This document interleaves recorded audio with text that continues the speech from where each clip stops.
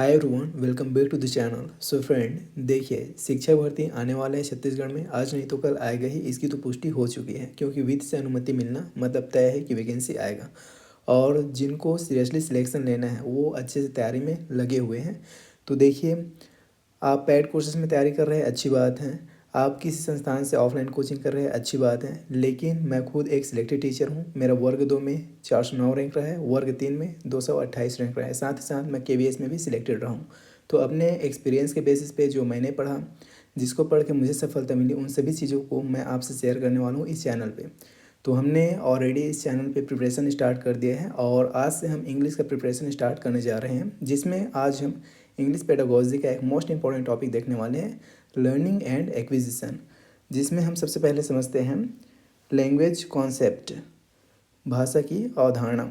देखिए, language is a medium through which one can express once ideas, thoughts and feeling. भाषा एक ऐसा माध्यम है जिसके द्वारा कोई अपने विचारों, ख्यालों और भावनाओं को व्यक्त कर सकता है। और there are many languages in the world. दुनिया में कई भाषाएं हैं। देखिए, जो भी लिखा है इंग्लिश में लिखा है, लेकिन मैं इसको पूरी तरह से आपको हिंदी में समझाते चलूँगा। और यकीन मानिए, इस वीडियो को पूरा देखिए एक बार, आपको खुद लगेगा कि आप क्या सीखने जा रहे हैं इस चैनल के थ्रू। आप सब्सक्राइब करके जाएंगे, ये मेरा दावा है। चलिए आगे बढ़ते हैं। There is no specific relationship between language and script. Any language can be written in any script. कहने का मतलब क्या है, भाषा और लिपि के बीच कोई विशिष्ट संबंध नहीं है। किसी भी भाषा को किसी भी लिपि में लिखा जा सकता है। आगे समझते हैं कुछ इंपॉर्टेंट चीज़ों को। Language families. देखिए, भाषा परिवार, यहाँ से अक्सर सवाल पूछा जाता है और प्रीवियस ईयर क्वेश्चन में यहाँ से सवाल आया था इंडो यूरोपियन, जिसमें पूछा गया था किसको, हिंदी को। तो यहाँ आपसे गुजराती पूछ सकता है, इंग्लिश पूछ सकता है। ये सभी भाषा किस परिवार से आते हैं, तो इंडो यूरोपीय, जिसे भारोपीय भी बोलते हैं। हिंदी में इसको भारोपीय बोलते हैं। और इसमें आने वाले भाषा कौन कौन से हैं, तो इसे आप लोग याद रखेंगे, मोस्ट इंपॉर्टेंट है। हिंदी, गुजराती और इंग्लिश, ये सभी क्या है, इंडो यूरोपियन लैंग्वेज है। उसके बाद द्रविड़ियन परिवार की भाषा कौन से हैं, तो तमिल, तेलुगु, कन्नड़ और मलयालम। साथ ही साथ तिब्बती Burman, languages of eastern India. Austro Asiatic, इसमें कौन से लैंग्वेज आते हैं, तो languages in Jharkhand and central Asia. इसके लैंग्वेज किस में आएंगे, तो ऑस्ट्रो एशियाटिक परिवार में आएंगे। उसके बाद आगे समझते हैं forms and characteristic of language. कहने का मतलब क्या है, भाषा और उसकी विशेषताएं। अब आगे है फिर फॉर्म्स ऑफ लैंग्वेज, मतलब भाषा के रूप। भाषा के दो रूप होते हैं, एक है ओरल, एक है रिटन। ओरल मतलब मौखिक, और रिटन मतलब लिखित। ये दो रूप है भाषा के। आगे इसको पूरा ब्रॉडली समझेंगे। मेरा कहने का मतलब ये है कि आप इस वीडियो को पूरी तरह से देखिए, देन आप डिसाइड कीजिए कि आपको इस चैनल से क्लासेस लेना है कि नहीं लेना है। वो आपको सिर्फ इस एक वीडियो को देख के क्लियर हो जाएगा। लर्निंग एंड एक्विजिशन को इस तरह समझ लेंगे कि इनमें से आने वाले किसी भी सवाल को आप आसानी से सॉल्व कर पाएंगे इस क्लास को देखने के बाद। तो वीडियो को पूरा जरूर देखिएगा। चलिए, हमने ये समझा भाषा के दो रूप हैं, लिखित और मौखिक। यहाँ पे एक पॉइंट नोट करके दिया गया है, इसे आप लोग याद रखेंगे। Written language is more stable credible than the oral language. कहने का मतलब क्या है, जो लिखित भाषा है मौखिक भाषा की तुलना में अधिक स्थिर होता है और विश्वसनीय होता है। लिखित भाषा कैसा होता है, तो मोर स्टेबल एंड क्रेडिबल, अधिक स्थिर होता है और विश्वसनीय होता है। याद रखेंगे, यहाँ से क्वेश्चन बनता है, ये पूछा जा चुका है। आगे हैं कैरेक्टरिस्टिक्स ऑफ अ लैंग्वेज, भाषा की विशेषताएं। देखिए क्या क्या विशेषताएं हैं भाषा का। Language is symbolic and dynamic. कहने का मतलब क्या है, भाषा प्रतीकात्मक और गतिशील है। सिम्बॉलिक मतलब क्या होगा, प्रतीकात्मक, और गतिशील मतलब क्या हो गया, डायनेमिक। उसके बाद अगला है means of communication. Means of communication कहने का मतलब क्या है, संचार का माध्यम है। इसी के थ्रू हम अपनी बात को दूसरे तक पहुंचाते हैं, दूसरे का बात हम समझ पाते हैं। तो ये क्या है, संचार का एक माध्यम है। अगला ऑप्शन है फिर मीडियम ऑफ इंस्ट्रक्शन। कहने का मतलब क्या है, निर्देश का माध्यम। हम किसी को कोई भी निर्देश कैसे देते हैं, भाषा का इस्तेमाल करते हुए देते हैं। अगला है फिर लैंग्वेज इज़ आर्बिट्रेरी। कहने का मतलब क्या है, भाषा कैसा है, मनमाना है। उसके बाद अगला है लैंग्वेज इज़ कॉम्प्लेक्स। भाषा कैसी है? तो भाषा जटिल है, याद रखेंगे। इनके कैरेक्टरिस्टिक से भी क्वेश्चन पूछा जाता है। अगला है लैंग्वेज पेडागोजी। भाषा शिक्षण शास्त्र है क्या? चलिए समझते हैं। देखिए पहला बिंदु क्या है? It is the discipline concerned with the theories and techniques of teaching language. कहने का मतलब क्या है? ये वो अनुशासन है जो भाषा शिक्षण के सिद्धांतों और तकनीकों से संबंधित है। किससे संबंधित है? तो भाषा शिक्षण के तकनीक और उसके सिद्धांत से। अगला पॉइंट है it involves the teacher drawing from their prior knowledge and actual experience in teaching language. कहने का मतलब क्या है? इसमें शिक्षक द्वारा भाषा सिखाने में अपने पूर्व ज्ञान और वास्तविक अनुभव का उपयोग करना शामिल होता है। साफ साफ लिखा है, देखिए। प्रायर नॉलेज मतलब पूर्व ज्ञान, एंड एक्चुअल एक्सपीरियंस वास्तविक जो अनुभव है उसको शामिल करना होता है। अगला है it is split into two parts. It is split into two parts. यह दो भागों में विभाजित है। कौन कौन सा? साफ साफ आप देख सकते हैं यहाँ पे। एक है लैंग्वेज एक्विजिशन, एक है लैंग्वेज लर्निंग। लैंग्वेज एक्विजिशन का मतलब होता है भाषा अधिग्रहण, या इस अधिग्रहण को हम अर्जन भी कहते हैं। क्या कहते हैं? अर्जन कहते हैं। और लैंग्वेज लर्निंग मतलब क्या हो जाएगा? अधिगम। इन दोनों को हमें अच्छी तरह से समझना है। चलिए आगे समझते हैं। लैंग्वेज एक्विजिशन, भाषा अधिग्रहण है क्या एक्चुअल में? When a language is learned without a systematic and conscious process, it is called an acquisition. कहने का मतलब क्या हुआ? जब किसी भाषा को व्यवस्थित, सिस्टमेटिक और सचेत मतलब कॉन्शियस, यहाँ पे साफ साफ लिखा गया है systematic and conscious process. Without मतलब बिना व्यवस्थित और सचेत प्रक्रिया के सीखा जाता है, तो उसे क्या कहते हैं? उसे कहते हैं एक्विजिशन, उसे कहते हैं अर्जन। क्या कहते हैं? अर्जन। इसमें हम कोई सिस्टमेटिक, व्यवस्थित और सचेत प्रक्रिया शामिल नहीं कर रहे हैं। अगला पॉइंट है it generally occurs in childhood without knowing grammar, rules and regulations and characteristics. मतलब क्या हुआ इसका? अधिग्रहण आमतौर पर बचपन में व्याकरण नियमों और विनियमों को जाने बिना ही होता है। हम बचपन में कोई भी भाषा, जिस परिवेश में हम रहते हैं उस परिवेश की भाषा को सीख लेते हैं। अगर हम छत्तीसगढ़ में हैं तो छत्तीसगढ़ी भाषा सीख लिए, असम में रहते हैं तो असम की भाषा सीख लेते हैं। उसके लिए हमें कोई सिस्टमेटिक और सचेत प्रक्रिया में शामिल होना नहीं पड़ता, हमें उसके लिए एफर्ट लगाना नहीं पड़ता, उसके लिए मेहनत करना नहीं पड़ता, उसके लिए रूल्स रेगुलेशन ये सब हमें पढ़ना नहीं पड़ता। वहीं क्या होता है? भाषा का अर्जन होता है। आगे देखिए प्रोसेस। आगे क्या है? प्रोसेस, सब कॉन्शियस प्रोसेस। ये कैसा प्रोसेस है? तो ये एक सब कॉन्शियस प्रोसेस है, अवचेतन प्रक्रिया है। नेचुरल प्रोसेस, प्राकृतिक प्रक्रिया। ऑटोमेटिक प्रोसेस, स्वचालित प्रक्रिया। सब कॉन्शियस, अवचेतन, हम बस सीखते जाते हैं, इसमें हमारे चेतन की आवश्यकता नहीं पड़ता। नेचुरल प्रोसेस, प्राकृतिक प्रक्रिया है, इसमें हमें प्रयास करने का ज़रूरत नहीं पड़ता। ऑटोमेटिक प्रोसेस, ये स्वचालित प्रक्रिया है जो अपने आप होता है, अपने आप चलता है, इसमें हमें एफर्ट लगाना पड़ता ही नहीं है। वही क्या होता है? अर्जन होता है, एक्विजिशन होता है। डिनोट्स नेटिव लैंग्वेज, मदर टंग, मातृभाषा, फर्स्ट लैंग्वेज। कहने का मतलब क्या है? ये क्या है? किस चीज़ को संकेत करता है? तो मूल भाषा को, मातृभाषा को। जिस परिवेश में हमने जन्म लिया, जहाँ हमने रहा, वहाँ की भाषा हमने सीख लिया। नेटिव लैंग्वेज, मदर टंग, जो हमारी मातृभाषा होती है, जो हमारी फर्स्ट भाषा होती है, ये उसको संकेत करता है। याद रखेंगे इस चीज़ को।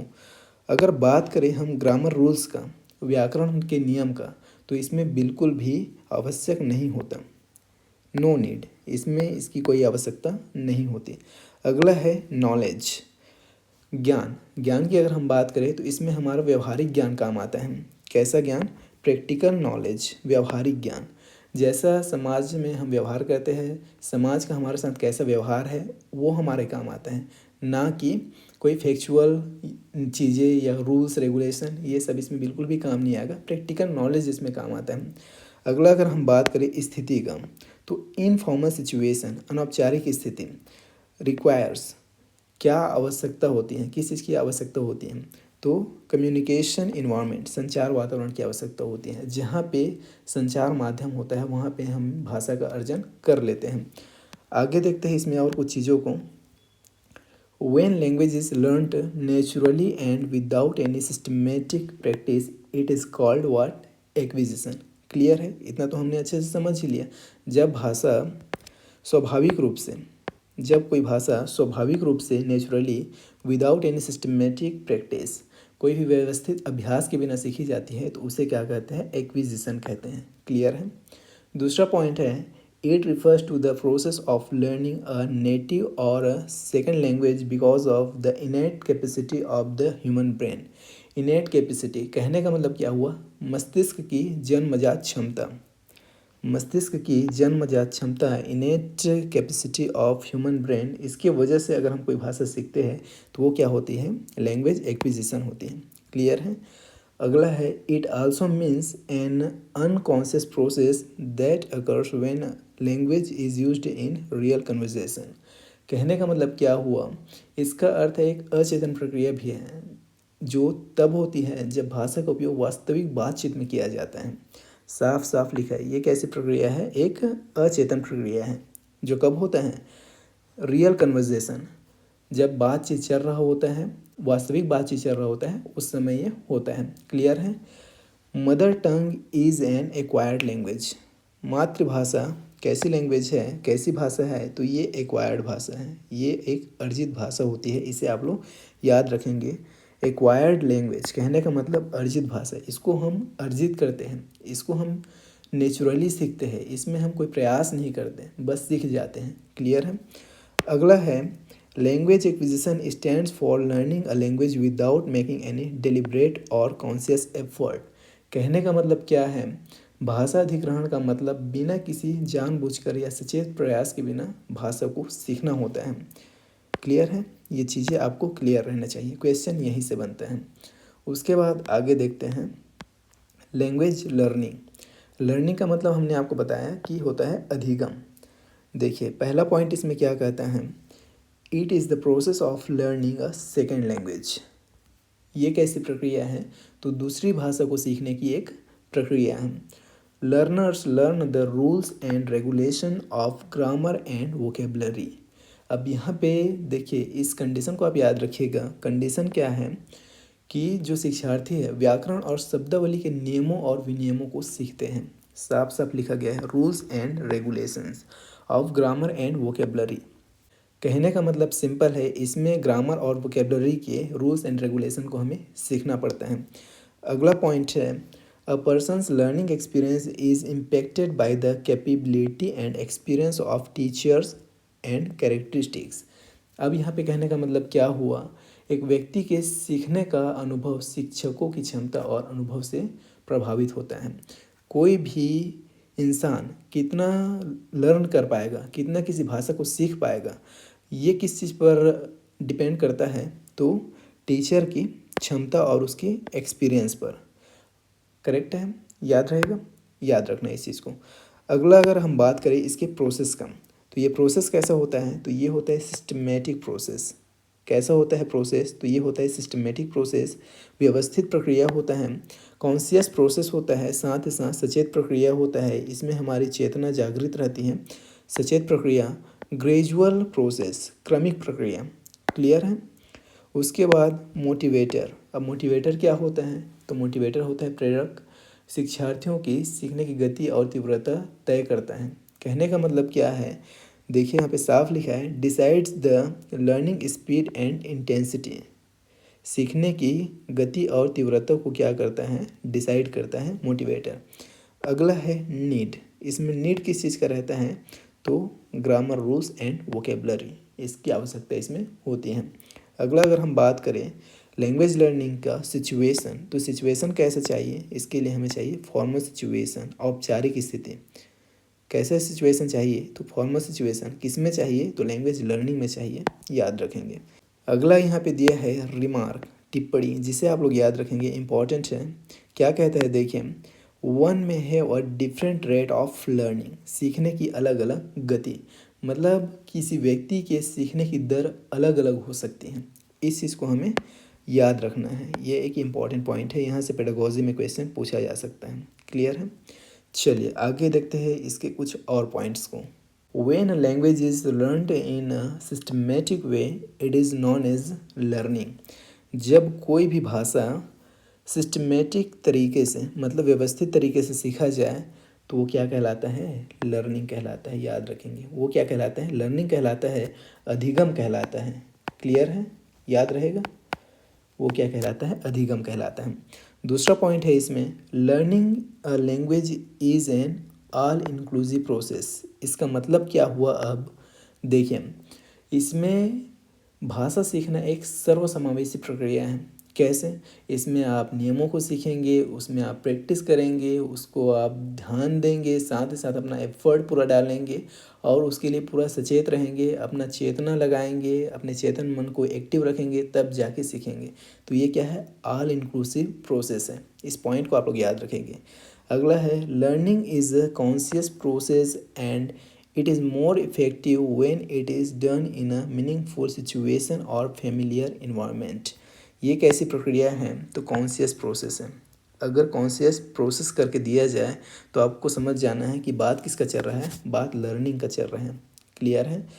फिर अगला पॉइंट है, as per Skinner, language is learned by imitation plus reinforcement. किसके द्वारा बोला गया है? तो इसे आप लोग ध्यान में रखेंगे। बात किसका चल रहा है? स्किनर। अब ये स्किनर कौन है? तो ये एक मनोवैज्ञानिक है। तो स्किनर के अनुसार अगर हम देखें इस चीज़ को, तो भाषा अनुकरण किसके द्वारा? इमिटेशन। इमिटेशन मतलब होता है अनुकरण। अनुकरण और रीइंफोर्समेंट मतलब पुनर्बलन। अनुकरण और पुनर्बलन इमिटेशन एंड रीइंफोर्समेंट के द्वारा सीखी जाती हैं। किसके द्वारा? स्किनर के द्वारा।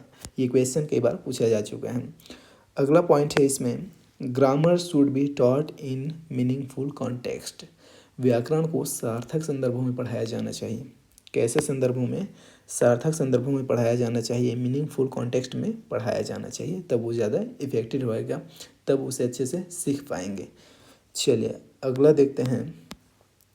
देखिए यहाँ पे आपके लिए मैंने एक टेबल बनाया है जो किसको डिनोट करता है? Language acquisition versus language learning. कहने का मतलब क्या हुआ? भाषा अर्जन और भाषा का अधिगम, उसके बीच में डिफरेंसेस है। आप इन डिफरेंसेस के आधार पर इसे अच्छे से समझ सकते हैं और इसे अच्छे से याद रख सकते हैं। डिफरेंसेस क्या क्या हैं? तो देखिए, एक साइड यहाँ पे एक्विजिशन दिया गया है और दूसरे साइड क्या है? तो यहाँ पे लर्निंग है। क्लियर है?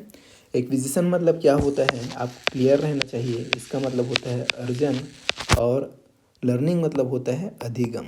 पहले तो आपको इतना चीज़ क्लियर होना चाहिए, तभी तो ये चीज़ समझ में आएगा। अब देखिए, अगर हम बात करें एक्विजिशन का, तो similar to child's first language acquisition, home language mother tongue, ये क्या होता है? बच्चे की पहली भाषा अधिग्रहण या अर्जन घर की भाषा, मातृभाषा के समान होती है। जो बच्चे ने घर में रह के सीखा है, जिस घर में वो जन्म लिया है, जिस गांव में वो जन्म लिया है, जिस शहर जिस कस्बे में वो जन्म लिया है, वहाँ की भाषा बच्चे ने सीख ली बिना कोई प्रयास किए, वो होता है लैंग्वेज एक्विजिशन, भाषा का अर्जन। क्लियर है? दूसरा है लैंग्वेज लर्निंग। अब लर्निंग में क्या लिखा है देखिए, फॉर्मल नॉलेज ऑफ लैंग्वेज, भाषा का औपचारिक ज्ञान आता है इसके भीतर। अगर हम देखें एक्विजिशन को, तो पिकिंग अप अ लैंग्वेज, कहने का मतलब भाषा को पकड़ना, भाषा को पकड़ना, पिकिंग अप अ लैंग्वेज। और अगला है नोइंग अबाउट लैंग्वेज, भाषा के बारे में जानना। फिर अगर हम बात करें एक्विजिशन का, तो यहाँ पे देखिए एक्विजिशन कैसा प्रोसेस है? तो ये एक सब कॉन्शियस प्रोसेस है, अवचेतन प्रक्रिया है। और लर्निंग कैसा है? तो ये एक कॉन्शियस प्रोसेस है, ये एक चेतन प्रक्रिया है, सचेत प्रक्रिया है। उसके बाद अगर हम बात करें एक्विजिशन का, तो इम्प्लिसिट नॉलेज, कहने का मतलब अंतर्निहित ज्ञान होता है ये। और लर्निंग कैसे होता है? तो एक्सप्लिसिट नॉलेज, मतलब ये एक स्पष्ट ज्ञान होता है। वहीं पे अगर एक्विजिशन को देखें, तो formal teaching does not help, कहने का मतलब क्या है? जो फॉर्मल टीचिंग है वो इसमें मदद नहीं करेगा। ये कैसी प्रक्रिया है? तो हमने इसे अच्छे से पढ़ा है, ये एक इनफॉर्मल प्रक्रिया है, इनफॉर्मल प्रोसेस है, अनौपचारिक प्रक्रिया है, औपचारिक शिक्षण इसमें मदद नहीं करेगा। इस चीज़ को आप लोग याद रखेंगे। वहीं पे अगर हम बात करते हैं लर्निंग का, तो लर्निंग में क्या होगा, फॉर्मल टीचिंग हेल्प्स, इसमें औपचारिक शिक्षण मदद करेगा इसको सीखने में। क्लियर है? आई होप आप अभी तक एक्विजिशन एंड लर्निंग को अच्छे से समझ गए होंगे। चलिए फिर देखते हैं टाइप्स ऑफ लर्निंग, अधिगम के प्रकार, जिसमें पहले हम समझते हैं मोटर लर्निंग। अब ये मोटर देख के ये मत समझना कि ये कार, बाइक, हाईवा, ट्रक वाला मोटर है, नहीं। मोटर का बेसिकली मतलब होता है गामक। ये गामक से संबंधित है। गामक कहने का मतलब हमारा हाथ पैर जो चलता फिरता है, हमारे शरीर का कोई भाग जो चलने फिरने में सहायक हो, उससे संबंधित है। हम इस पॉइंट्स को जब पढ़ेंगे तो ये आपको क्लियर हो जाएगा। देखिए पॉइंट्स में क्या दिया है, a change in the capability to perform a skill inferred from a relatively permanent improvement in performance due to practice और एक्सपीरियंस। मतलब प्रदर्शन में अपेक्षाकृत स्थायी सुधार से अनुमानित अभ्यास या अनुभव के कारण किसी कौशल को करने की क्षमता में जो बदलाव आता है वो क्या होता है, मोटर लर्निंग होता है। इसमें क्या होता है, देखिए आगे पॉइंट्स को पढ़िए कि बॉडी मूवमेंट जैसे वॉकिंग, ड्राइविंग, क्लाइंबिंग एट्सेट्रा, मतलब इसमें शारीरिक गतिविधियां को शामिल किया जाता है। जैसे कि कौन कौन सी शारीरिक गतिविधियां, वॉकिंग मतलब चलना, ड्राइविंग मतलब गाड़ी चलाना, और क्लाइंबिंग मतलब चढ़ना। तो ये सब क्या है, बॉडी मूवमेंट है, शारीरिक गतिविधि है, जो किस में शामिल होता है, मैंने आपको पहले ही बताया था, गामक। इसका मतलब होता है गामक, चलने फिरने वाला। तो देखिए वॉकिंग मतलब चलना फिरना, ड्राइविंग मतलब चलना फिरना, क्लाइंबिंग मतलब चढ़ना मतलब चलना फिरना। तो ये किससे संबंधित होता है, चलने फिरने से संबंधित होता है मोटर लर्निंग। क्लियर हुआ? अगला है इसमें वर्बल लर्निंग, मौखिक शिक्षा। वर्बल लर्निंग क्या है, तो आगे पॉइंट्स को पढ़िए। Associated with the memorisation and retention of lists of word. इसका मतलब क्या हुआ, शब्दों की सूचियों को याद रखने और बनाए रखने से जुड़ा है। मेमोराइजेशन एंड रिटेंशन मतलब किसी भी शब्दों को याद कर लेना और उसे बनाए रखना, इससे जुड़ा हुआ है। अगला पॉइंट देखिए क्या है, कीप्स कम्युनिकेशन मेथड जैसे speaking, sings, picture symbol etcetera. मतलब ये किससे संबंधित है, तो इसमें संचार के तरीकों को शामिल किया जाता है। जैसे बोलना, स्पीकिंग मतलब बोलना, सिंग्स मतलब गाना, और पिक्चर सिंबल मतलब चित्र प्रतीक एट्सेट्रा, ये इससे संबंधित है। फिर अगला है कॉन्सेप्चुअल लर्निंग, वैचारिक शिक्षा। ये क्या है, तो देखिए focuses on understanding the concepts and learning how to organize and distribute data. इसका मतलब क्या हुआ, कॉन्सेप्ट मतलब अवधारणाओं को समझने और डेटा को व्यवस्थित और वितरित करने का तरीका सीखने पर यह केंद्रित होता है वैचारिक शिक्षा। पॉइंट अगला देखिए जो क्लियर करेगा आपको, it is a mental process. ये कैसी प्रक्रिया है, ये एक मानसिक प्रक्रिया है जिसमें क्या क्या शामिल किया जा सकता है, तो थिंकिंग मतलब सोचना, रीजनिंग मतलब तर्क करना, इंटेलिजेंस मतलब हमारी बुद्धिमत्ता, ये सभी चीज़ें शामिल होता है। क्लियर हुआ? हमने 3 टाइप की लर्निंग पढ़ा, मोटर लर्निंग, वर्बल लर्निंग और कॉन्सेप्चुअल लर्निंग। कॉन्सेप्चुअल मतलब आप कॉन्सेप्ट से याद रख सकते हैं। क्लियर है? चलिए आगे देखते हैं कुछ और इम्पोर्टेंट चीज़ों को। पॉइंट्स हैं, देखिए constitutional and policy view points, कहने का मतलब संवैधानिक और नीतिगत दृष्टिकोण। इसमें जो 2-3 पॉइंट्स आपको दिख रहे हैं बेहद इंपॉर्टेंट है। जो भी 2-3 पॉइंट्स यहाँ पे दिख रहे हैं ये बेहद इंपॉर्टेंट है, इसे आप लोग याद रखेंगे। पहला पॉइंट है देखिए, नेशनल करिकुलम फ्रेमवर्क 2005 दिया गया है यहाँ पे, English is a second language in a multilingual country like India. कहने का मतलब क्या हुआ, तो भारत जैसे बहुभाषी देश में अंग्रेजी एक दूसरी भाषा है, इंग्लिश एक सेकेंड लैंग्वेज है। कैसे देश में, तो मल्टीलिंगुअल देश में। हमारा इंडिया कैसा है, तो बहुभाषा देश है, बहुभाषी देश में इंग्लिश एक दूसरी भाषा है। क्लियर है? और एक पॉइंट है जिसे आप लोग याद रखेंगे, मल्टीलिंगुअलिज्म इज़ अ रिसोर्स। बहुभाषिकता क्या है, तो यह एक संसाधन है, हमें इसे एक संसाधन की तरह देखना चाहिए। क्लियर है? उसके बाद अगला पॉइंट देखिए, एज पर इंडियन कॉन्स्टिट्यूशन, भारतीय संविधान के अनुसार अगर हम देखें तो ऑफिशियल लैंग्वेज हिंदी। हिंदी कैसी भाषा है, तो ये एक ऑफिशियल लैंग्वेज है। किसके थ्रू, तो इसे आप लोग याद रखेंगे, आर्टिकल 3431 इसके थ्रू, आर्टिकल 3431 के थ्रू क्या है, हिंदी एक ऑफिशियल लैंग्वेज है। क्लियर है? ये भारत की कैसी भाषा है? तो ऑफिशियल लैंग्वेज है। ओला से आप लोग याद रख सकते हैं। ओला और आर्टिकल कौन सा? तो ये आर्टिकल आपके सामने दिया गया है 3431। क्लियर है?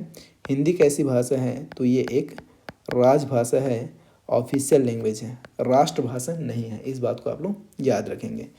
देखिए आगे दिया गया है, as per official language act ओला 1963 English is an associate official language AOL article 3432। Article वही है लेकिन वहाँ पे देखिए 3431 है और यहाँ पे 3432 है। इसके अंतर्गत क्या है? तो इंग्लिश, अगर हम बात करते हैं यहाँ पे इंग्लिश का, तो इंग्लिश कैसी भाषा है? तो ये एक एसोसिएट ऑफिशियल लैंग्वेज है। कैसी भाषा है? Associate official language. कहने का मतलब यहाँ अंग्रेजी एक सह राजभाषा है। राजभाषा कौन है? तो हिंदी है, और सह राजभाषा पूछा जाए तो अंग्रेजी है। याद रहेगा, दोनों चीज़ आपको याद रहना चाहिए। याद रखेंगे, ऑफिशियल लैंग्वेज हिंदी है और एसोसिएट ऑफिशियल लैंग्वेज इंग्लिश है। दोनों का आर्टिकल आपको याद रखना है। इसका आर्टिकल क्या है? इंग्लिश एक एसोसिएट ऑफिशियल लैंग्वेज है, ये हमने बता दिया यहाँ पे। और आर्टिकल इसमें बोला जाए तो आर्टिकल आप लोग याद रखेंगे, आर्टिकल 3432। क्लियर है? हिंदी के लिए 3431 रहेगा, इंग्लिश के लिए 3432 रहेगा। इतना चीज़ आपको क्लियर होना चाहिए, ये इंपॉर्टेंट है। कई बार यहाँ से अलग अलग एग्ज़ाम में क्वेश्चन पूछे जाते हैं। नॉम चॉम्स्कीज़ थ्योरी, जो इसी का एक पार्ट है। नॉम चॉम्स्की एक मनोवैज्ञानिक है जिसका कुछ कहना है लैंग्वेज को लेकर, उसको आपको यहाँ पे समझना है। यहाँ से क्वेश्चन पूछा जाता है। क्या कहते हैं Noam Chomsky? Chomsky gave the idea that children are born with an innate ability to acquire language। Chomsky ने यह विचार दिया कि बच्चे भाषा अधिग्रहण करने की एक जन्मजात क्षमता, कैसी क्षमता? एक जन्मजात क्षमता, innate ability to acquire language, भाषा को अर्जित करने की एक जन्मजात क्षमता लेकर पैदा होते हैं। क्लियर है? पॉइंट दूसरा देखिए क्या कहते हैं, language acquisition device is given by Chomsky. जो लैंग्वेज एक्विजिशन डिवाइस है, जिसे शॉर्ट में क्या बोला जाता है? LAD बोला जाता है। L मतलब लैंग्वेज, A मतलब एक्विजिशन, D मतलब device. LAD language acquisition device, इसको किसने दिया? तो नॉम चॉम्स्की चाचा ने दिया है। इसे आप लोग याद रखेंगे। अगला देखते हैं इसमें, LAD इज़ मोस्ट इफेक्टिव और critical till the age of 5 years। ये जो लैंग्वेज एक्विजिशन डिवाइस है LAD है, ये कब तक ज़्यादा एक्टिव रहता है, कब तक ज़्यादा प्रभावी रहता है? तो 5 साल की उम्र तक। इसे भी आप लोग याद रखेंगे। ये भी क्वेश्चन पूछा जा चुका है और आगे भी पूछा जाएगा। क्लियर है? इस तरह से हमने आज की इस क्लास में काफ़ी चीज़ों को सीखा, जिसमें हमने मुख्य रूप से क्या सीखा? Acquisition and learning. यहाँ से क्वेश्चन अक्सर पूछा जाता है, acquisition and learning. And I hope कि आपको ये सभी चीज़ें अच्छे से क्लियर हुआ होगा, अच्छे से समझ में आया होगा। क्लास कैसा लगा आप कमेंट में बताइएगा। पसंद आया तो लाइक ज़रूर कीजिएगा। और इसी तरह के क्लासेस देखने के लिए, एक प्रॉपर तैयारी करने के लिए, फ्री में थ्योरी क्लासेस देखने के लिए, जो आपको कोर्सेज में मिलते हैं, ऑफलाइन बेचेस में मिलते हैं, ऑनलाइन बेचेस में मिलते हैं, वो क्वालिटी क्लास आपको फ्री ऑफ कॉस्ट इस यूट्यूब चैनल पर मिलने वाला है। तो उसके लिए आप चैनल को सब्सक्राइब ज़रूर कीजिएगा और अपने दोस्तों को भी बताइए, दोस्तों से भी शेयर कीजिए इस चैनल के बारे में। और अपनी तैयारी को एक नया मुकाम दीजिए, अपनी तैयारी को सफलता में बदलिए। हमारे तरफ से बेस्ट ऑफ लक आप सभी को, आप सभी भावी शिक्षक को। तो हम आपसे मिलते हैं नेक्स्ट वीडियो में। Till then take care and bye.